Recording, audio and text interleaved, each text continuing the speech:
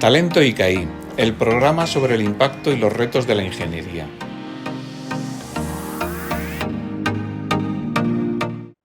Hola, soy Andrea Sanz y volvemos en Talento ICAI, un espacio dedicado al colectivo de ingenieros de ICAI para mostrar el impacto y los retos a los que se enfrenta la ingeniería. Y desde la Asociación de Ingenieros de ICAI queremos poner en valor algunas de las figuras más relevantes de nuestro colectivo. Y una de las figuras clave es precisamente nuestro invitado de hoy, Luis Alberto Petit, ingeniero en mecánica y electricidad de la promoción del 53, se doctoró en 1966. Además, es licenciado en informática por la Universidad Politécnica de Madrid, profesor mercantil y diplomado en Organización Industrial por la Escuela de Organización Industrial de Madrid. Fue presidente de esta Asociación de Ingenieros de ICAI y es académico constituyente de la Real Academia de Ingeniería, académico de la Real Academia de Doctores de España y miembro de la Academia de Ciencias de Nueva York. Su carrera profesional, como veis, es muy extensa, como lo son sus reconocimientos, entre los que se encuentran el Premio Javier Benjumea en 1998. Y es un verdadero placer poder hablar con una figura tan relevante para el colectivo como es Luis Alberto Petit. Lo primero, muchas gracias por participar en Talento ICAI. Su carrera profesional ha sido muy extensa. Fue profesor titular de la Cátedra de Investigación Operativa en ICAI y tras 40 años de prestar sus servicios en la Compañía Internacional de Coches Cama, ostentó la dirección de la misma en España durante los últimos 5 años, además de ser fundador y presidente del Centro de la Informática, Telemática y Medios Afines, CITEMA, entre otras muchas actividades. ¿Qué ha aprendido en todos los años desarrollando proyectos tan relevantes? Bueno, yo diría que he aprendido bastante, especialmente por lo que se refiere al liderazgo de un grupo. Me ha preocupado siempre el tema de la responsabilidad de quien el liderazgo. Responsabilidad con respecto a la propia profesión de la persona, responsabilidad con respecto a los colaboradores que uno tiene, responsabilidad con respecto a los clientes que utilizan los servicios y, en ciertos casos, responsabilidad con respecto a la sociedad en general. Y también es académico numerario de la Real Academia de Ingeniería. Desde esa perspectiva, ¿cuáles son los retos que ha ido afrontando la ingeniería a lo largo de los años? Bueno, los grandes cambios para mí han sido fabulosos. Y diríamos que cuando se han conocido los primeros equipos de ficha perforada, no como académico, porque toda la academia es mucho más reciente, hasta llegar a nuestros días, ¿no? Hemos visto una evolución de la tecnología y de los temas de los que se hablaba y de los que se habla hoy, cuando ya es normal hablar de las neurotecnologías y todos estos temas actuales, que verdaderamente han marcado mi vida en gran modo. Es autor, además, de diversos textos académicos y de divulgación, de investigación operativa y tecnologías de información y comunicación y de numerosas conferencias.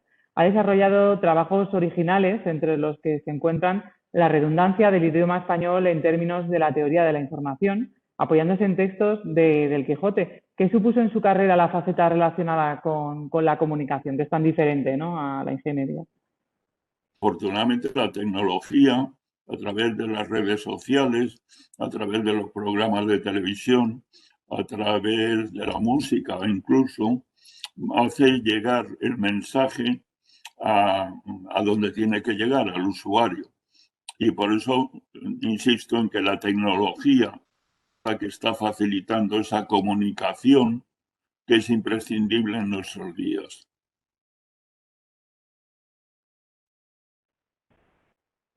Como decíamos, fue fundador y presidente del Centro de Informática, Telemática y Medios Afines, CITEMA, que entre 1956 y 1995. Y este tenía como objetivo ser útil a la sociedad en cuanto se refiere a la racionalización y mecanización de los procesos de producción de información. Y el buque insignia de las actividades del centro fue la semana anual en la que se organizaba la Conferencia Internacional de Informática en 8 salas simultáneas, 200 ponentes y 7.000 participantes de 17 profesiones distintas, así como una presentación de los equipos a 220.000 ciudadanos que estaban deseosos de conocer esas novedades del sector. ¿Qué consiguió durante esos años como presidente ¿Y cómo considera que ha sido la evolución de la informática hasta nuestros días? Bueno, efectivamente, esos 35 años para mí han constituido la gran oportunidad que he tenido de conocer los equipos de ficha perforada, que tenían que estar en una habitación con un aire acondicionado determinado, ya que si no, el software podía fallar. Eso que hoy nos parece ridículo, sin embargo, según se leía en la época, los equipos de ficha perforada permitieron en los Estados Unidos que al cabo de 4 años tuviera conocimiento la administración del conjunto de los votantes en número exacto, que quiere decir que cuando no había equipos de ficha perforada, el número de votantes debía ser más o menos aproximado solamente. Después de eso, bueno, aparecen los mainframes, que es una gran revolución, el ordenador.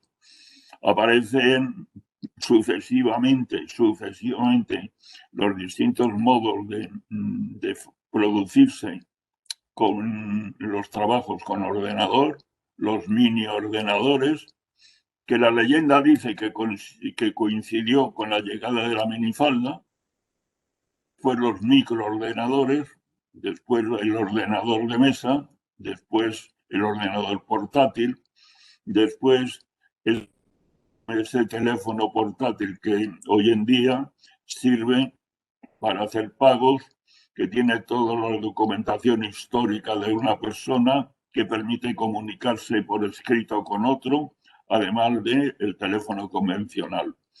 Eso me ha parecido una época apasionante de mi vida de 35 años, pudiendo ver desde aquellos equipos de ficha perforada que en aquella época tenía el presidente, disponía la Renfe y el Instituto Nacional de Previsión, que se decía entonces, hasta el tema de Internet. En el 95 ya Internet ya funcionaba bastante normalmente en España. Y precisamente hablando de cambios y de evolución, en la actualidad se ha producido un cambio provocado por la pandemia de la COVID-19 que está afectando a todos los sectores. ¿Cuáles considera que son los retos que la ingeniería tiene por delante después de esta situación? Retos importantes porque, a mi modo de ver, estamos en un periodo de incertidumbre total. Es decir, que los medios de comunicación nos comunican hoy y mañana y por la noche datos continuamente, pero esa incertidumbre ciertamente existe.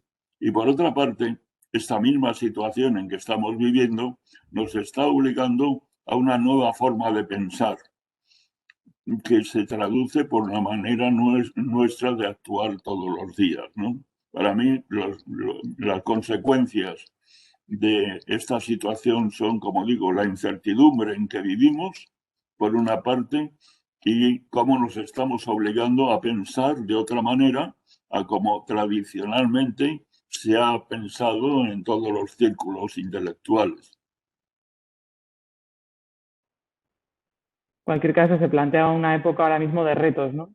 Bueno, y vamos a pasar a un bloque más relacionado con la asociación y con el colegio. En los años en los que fue presidente de la asociación, impulsó el nacimiento del Colegio de Ingenieros de ICAI. ¿Por qué se creó en su momento este colegio y cómo ha ido evolucionando su relevancia en el sector? Bueno, su creación venía obligada por el hecho de que los ingenieros en aquella época teníamos ya un título oficial. Y si teníamos un título oficial, era lógico que tuviéramos el colegio correspondiente. Teníamos que tener un colegio que diera fe de que fulanito de tal era ingeniero.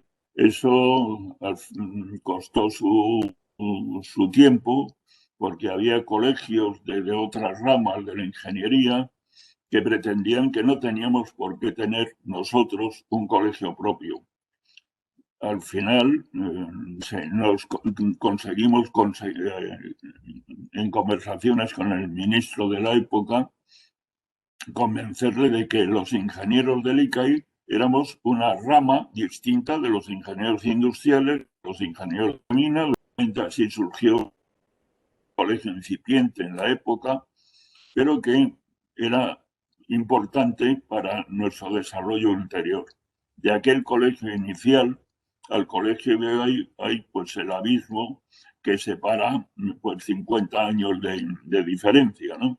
Hoy en día, de aquellos poquísimos miembros del colegio inicial, son cientos y cientos los ingenieros del ICAI que están colegiados y que, en merced a los servicios que presta el colegio permanentemente a sus miembros, pues pueden tener la garantía de ser recibidos oficialmente en organismos públicos, por ejemplo.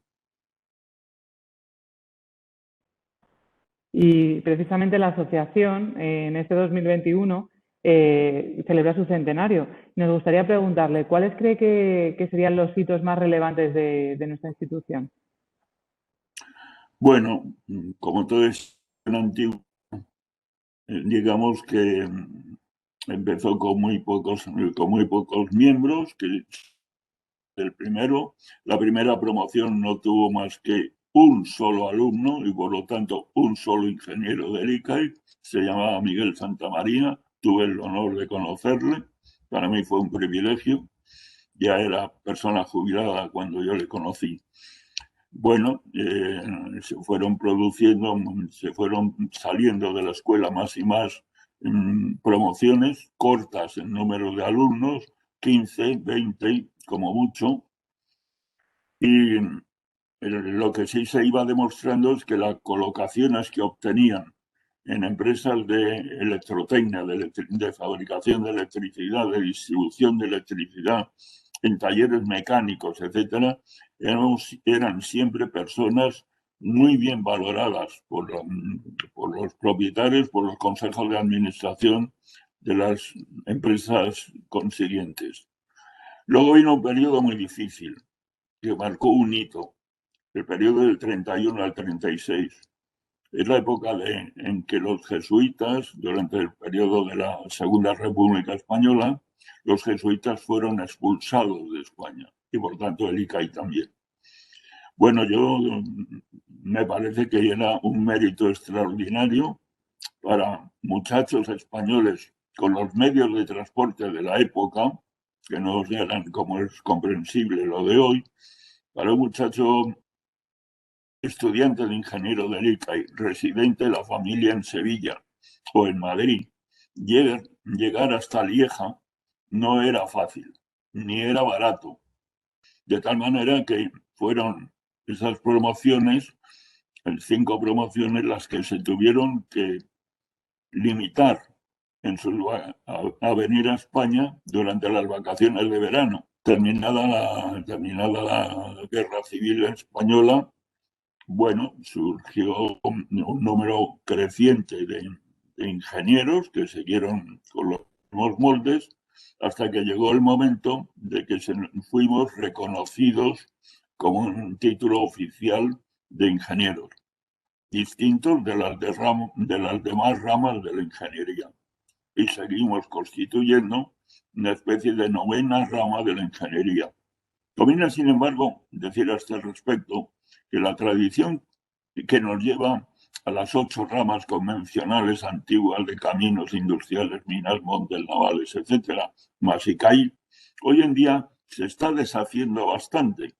¿Por qué? Porque están surgiendo los ingenieros medioambientales, los ingenieros bioquímicos, que cada vez esa gama se va ampliando progresivamente, con el reconocimiento oficial del título de ingeniero del ICAI, al principio mediante un examen de reválida con un tribunal formado por un miembro de una escuela oficial de ingenieros y por un miembro de nuestra escuela y presidido el tribunal por el director de la Escuela de Ingenieros Industriales de Madrid, bueno, se iba obteniendo el título oficial.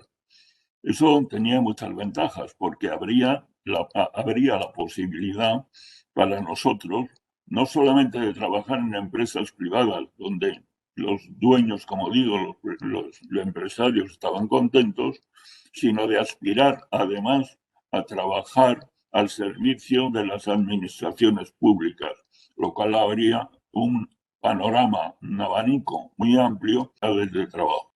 Eso nos permitió, por otra parte, pues, acceder al doctorado, igual que se accedía en las demás escuelas, con la ley ya famosa de la reforma de las enseñanzas técnicas. Bueno, pues teníamos, por lo tanto, todos los títulos que que podíamos aspirar. Después, cuando el ICAI, junto a otras facultades como el CADE, etcétera, fueron amparadas bajo la espalda de la Universidad de Comillas, entonces ya esas reválidas ya no dejaron de existir. La universidad, nuestra Universidad de Comillas, es la que da el título de ingeniero o el título de doctor. Todo esto hay que considerarlo dentro de un ritmo trepidante, como digo, de cambios como consecuencia del desarrollo desarrollo tan acelerado a que se está produciendo la evolución de la técnica. Yo me acuerdo que cuando terminé la carrera, se ha dicho en el año 53, bueno, el transistor era una cosa muy reciente, ¿eh? Y hoy en día, en cambio, o está uno al día en las tecnologías del momento actual, la industria 4.0, por ejemplo, o te quedas completamente anticuado. Pero afortunadamente, se están desarrollando actividades y yo veo de vez en cuando los títulos de los máster después de la experiencia de Bolonia, que son de lo más sugestivo comparado con lo que se venía haciendo 10 años antes, 30 años antes, 50 años antes. Y como miembro relevante del colectivo de ingenieros ICAI, ¿qué considera que han aportado los ingenieros ICAI a la economía y la industria española? Bueno, yo creo que yo lo centraría mucho en el tema de la innovación. Los ingenieros, yo entiendo que nos han educado para la innovación dentro de la I+D+I, de la investigación, desarrollo e innovación, con independencia de que compañeros eminentes estén trabajando en el tema de la investigación, pero el hecho de ser ingeniero lo que nos lleva esencialmente es a aprovechar lo que los científicos, ingenieros a veces, están desarrollando, están investigando, aprovechar el fruto de su trabajo para aplicarlo en la empresa, en la actividad en la que estamos nosotros inmersos. Esa I de innovación, la I pequeña de innovación, a mí siempre me apasiona, me parece que es lo más específico de un ingeniero, y en este caso de un ingeniero del ICAI. No estoy inventando nada. Cuando Steve Jobs pone el eslogan famoso de un ordenador en cada casa, en el fondo no inventó nada, innovó. Todas las piezas que se fabricaban, muchas de las piezas que se fabricaban, les resultaron útiles. Solamente había que tener un cerebro suficiente para deducir que agrupando y soldando y apretando no sé qué tornillo, se conseguía en un espacio muy reducido lo mismo que se conseguía con los grandes monstruos de la época, los equipos como el 350 de IBM, etcétera, etcétera. El tema de innovación también hay que considerar que no solamente se aplica en la industria, todos vivimos en el mundo de la innovación. Cuando Amancio Ortega se hace mundialmente famoso por el tema de la innovación, porque las faldas, las blusas ya existían desde tiempo inmemorial. ¿En qué consiste la obra de Amancio que le hace mundialmente famoso? Pues que en lugar de 2 desfiles al año, no, él hace desfiles de modelos con mucha frecuencia, con muchísima frecuencia, y en todas las ciudades del mundo. Y además tiene fabricados un número muy reducido de ejemplares. Quiere decir que la clienta que va a esa presentación y que le gusta, lo piensa, y si no va al día siguiente o a los 2 días, se han agotado porque había muy pocos. Es opción en el mundo de presentación, es una innovación como otra cualquiera. Hace también en temas de marketing como el que acabo de citar. Por eso yo creo que los ingenieros, trabajando en el campo de la innovación, aprendiendo de lo que los investigadores están en la universidad fabricando continuamente, podemos o pueden rebajar los costes de su producción mediante una innovación que les surge a ellos en la cabeza, con lo cual amplían el mercado, mejorando la calidad. Todas esas son ventajas que yo centro en ese tema querido de la innovación. Y bueno, una figura de la ingeniería como es la suya puede aportar mucho al conocimiento a las nuevas generaciones que salen ahora de la escuela. ¿Cuáles serían los consejos que a usted le hubiera gustado recibir cuando comenzaba en la profesión o qué consejos le daría a los ingenieros actuales? Bueno, en mis tiempos de estudiantes se nos hablaba mucho de la relación entre lo que estudiábamos y la necesidad de humanizar la sociedad. Es decir, que los productos eléctricos y mecánicos de nuestros tiempos tenían que servir para una sociedad más humanizada. Y efectivamente, bueno, pues yo creo que eso es así. Y mi consejo para los muchachos que están ahora terminando la carrera sería que primero tienen que tener gran capacidad de esfuerzo, gran capacidad de esfuerzo, gran capacidad de trabajo, y así conseguirán efectivamente colaborar en la humanización de la sociedad. ¿Por qué? Porque hay que andar muy rápidamente en una sociedad que decía hace un momento yo mismo que está creciendo a un ritmo muy acelerado. Hay que andar muy rápido. ¿Por qué? Porque se están produciendo y se van a producir progresivamente más y más cambios en el mundo en el mundo de las profesiones y en el mundo social como consecuencia del desarrollo de la tecnología.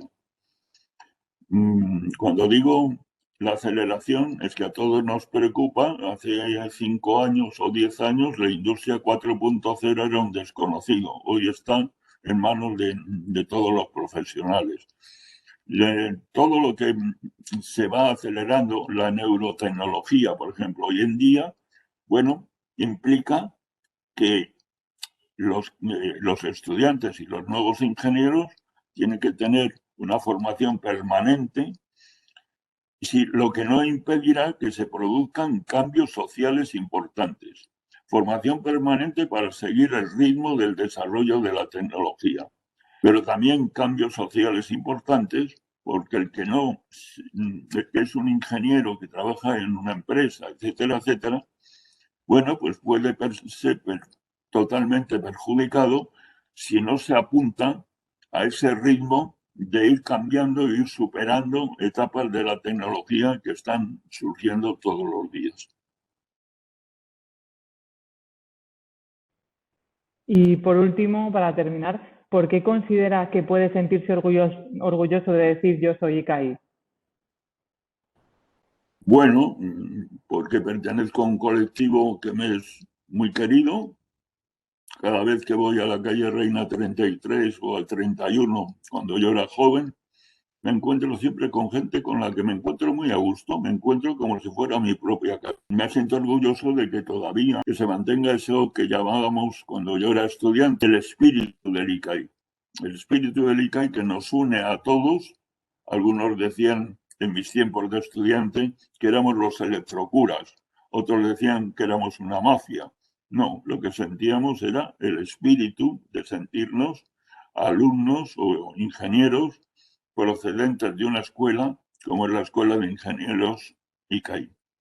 Pues muchísimas gracias por participar en Talento ICAI. Ha sido un placer poder disponer de un punto de vista tan cualificado y con tanta experiencia del colectivo. Y volvemos con más figuras relevantes y mientras os recordamos que podéis escucharnos en Spotify, en iVoox o ver esta entrevista en YouTube y contadnos qué os ha parecido en vuestras redes sociales. Muchas gracias. Gracias a ustedes.